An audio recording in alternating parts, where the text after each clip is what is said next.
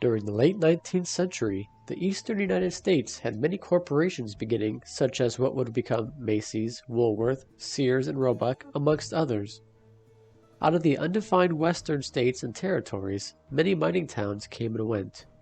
The seemingly prosperous towns had Mercantile down the streets in the small towns. The wealthier towns had numerous stores. These Mercantile, also known as general stores, were some of the wealthiest, if not the wealthiest, stores in the mining towns.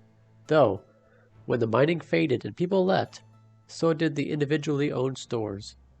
There was no need for any Sears, Woolworth, and such small towns that might not last more than a year, where a family-owned Mercantile took the place for helping the townspeople for anything they needed. Ruby, Arizona is now a ghost town, but it was once a prominent town that was founded in the late 1800s with a peak population of over 1,200 people. Ore was depleted by the 1940s, and Ruby became a ghost town and lay in ruins today. Julie Andrews, the town's postmaster and owner of the Mercantile, sold the store in 1913 to Philip Clark. Soon after, Clark decided to upgrade the building and make it larger, so he built a new one in 1950 from adobe. Within rooms of the Mercantile were the post office, ice house, and family's living quarters. Wanting to become a full-time rancher, Clark sold his business in February 1920 to Alexander and John Fraser. The Fraser brothers were in their 50s and ready to settle down from mining to make a steady income.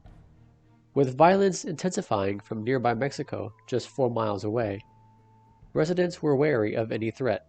11 days after completing the deal from Clark, both Alexander and John Fraser were murdered after being robbed at the Mercantile.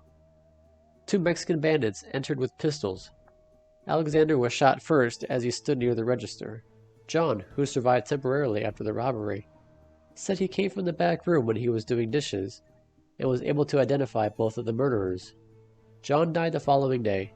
John's wife wanted nothing to do with the store or town, so she handed it back over to Philip Clark before departing town. A month later, Frank Pearson, a newcomer to town, inquired to Philip Clark about the store. Clark was worried to give the store to anyone else with a danger involved, but did so after Pearson persuaded him.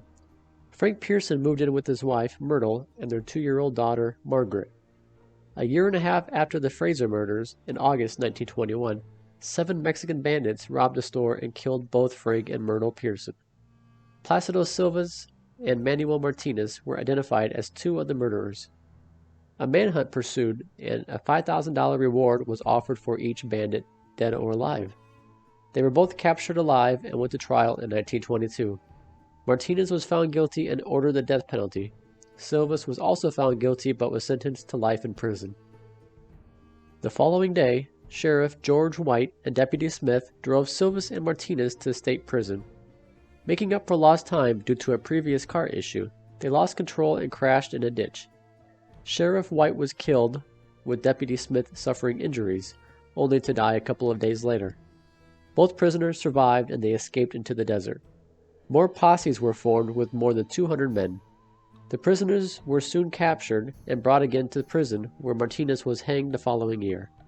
Before dying, with a hood over his face, he said Silvas had nothing to do with the raid or murders. Silvas escaped prison in 1928 and was never found. The other 5 bandits were never captured.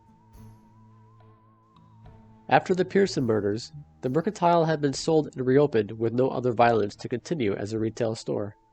As automobiles entered the territory, gasoline pumps were added in front of the Mercantile. The store remained open until the town slowly disappeared into ruins as seen today.